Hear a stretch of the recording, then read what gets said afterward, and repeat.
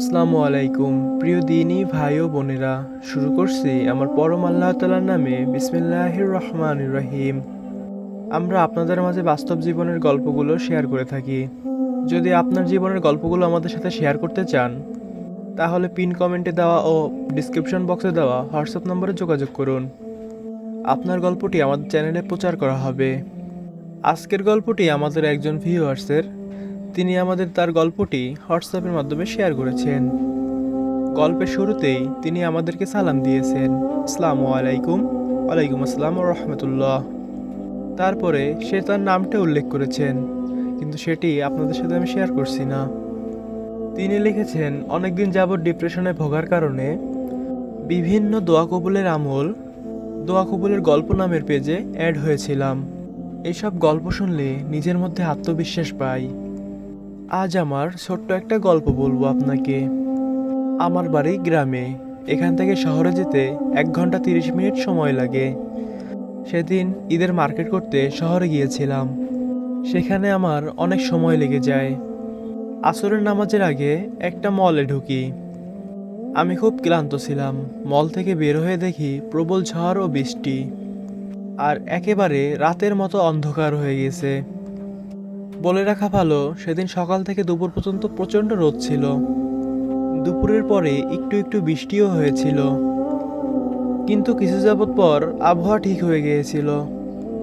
কিন্তু তখন এতটা অন্ধকার হয়ে গেছিল যে এ সময় বৃষ্টি এলে থামার সম্ভাবনা কম থাকে। আমার সাথে আমার এক বান্ধবীও ছিল। আমরা দুজনে খুব ভয় পেয়ে যাই। এমনিতেই ছিনতাইকারী বেড়ে গিয়েছে। আমরা দুইজন মেয়ে মানুষ। এমনিতেই এই দিকে গাড়ি কম পাওয়া যায়, আর বৃষ্টির সময় তো কথাই নেই, গাড়ি পাওয়াই যায় না। আমরা গাড়ি খোঁজার আগেই বৃষ্টি শুরু হয়ে যায়। আমরা দুজনে একটা দোকানের সামনে দাঁড়াই। হঠাৎ আমার দুরূদ শরীফের কথা মনে পড়ে। সাধারণতভাবে দুরূদ ইব্রাহিম একবার পরে আল্লাহকে বললাম, একদম সাধারণভাবে, হে আল্লাহ, আমাদেরকে সাহায্য করো, বৃষ্টি বন্ধ করে দাও। তখন আমি আল্লাহ তাআলার কাছে তেমন জোর দিয়ে বলিনি, আর মনে মনে ভাবছিলাম হয়তো বৃষ্টি থামবে না। কিন্তু আশ্চর্যজনকভাবে কয়েক সেকেন্ডের মধ্যেই বৃষ্টি থামা শুরু হয়ে গেল। এরপর কয়েক মিনিট ধরে গুড়ি গুড়ি বৃষ্টি হয়ে বৃষ্টি হওয়া বন্ধ হয়ে গেল। সুবহানাল্লাহ। আমি আগে থেকেই বেশি না পারলেও ছোট ছোট দুরূদ ও ইস্তিগফার করতাম। সত্যি দুরূদ শরীফ একটা পাওয়ারফুল আমল। এই আমলটি করলে আল্লাহ তাআলা দ্রুত ফলাফল দান করেন। মানে সঙ্গে সঙ্গেই দুরূদ শরীফ পাঠ করার ফলাফল পাওয়া যায়।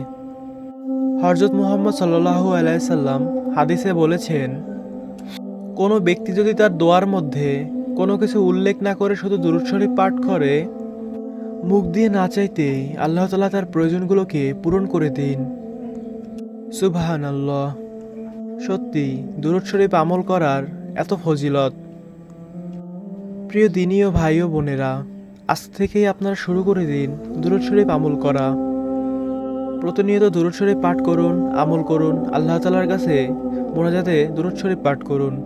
দুরূদ শরীফের ফজিলত আপনার স্বচক্ষে দেখতে পারবেন। সর্বশেষে আল্লাহ তাআলার কাছে দোয়া করি, আল্লাহ তাআলা যেন আমাদের সকলকে দুরূদ শরীফ বেশি বেশি করে আমল করার তৌফিক দান করেন। আমিন। আজকের ভিডিওটি এই পর্যন্তই। ভিডিওটি একটু ছোট হয়েছে, তবে দুরূদ শরীফের ফজিলতগুলো আপনাদের মাঝে তুলে ধরেছি আমি। আজকের ভিডিওটি যদি আপনাদের ভালো লেগে থাকে, ভিডিওটিতে অবশ্যই একটি লাইক করবেন ও আপনার মূল্যবান মতামতটি কমেন্ট করে যাবেন। আমাদের চ্যানেলে যদি নতুন হয়ে থাকুন, চ্যানেলটি সাবস্ক্রাইব করে সাথে থাকবেন। আপনাদের দোয়া কবুলের গল্প যদি আমাদের সাথে শেয়ার করতে চান, পিন কমেন্টে দেওয়া ও ডিসক্রিপশন বক্সে দেওয়া হোয়াটসঅ্যাপ নম্বরে যোগাযোগ করুন। ধন্যবাদ সবাইকে। আসসালামু আলাইকুম ওয়া রাহমাতুল্লাহি ওয়া বারাকাতুহু।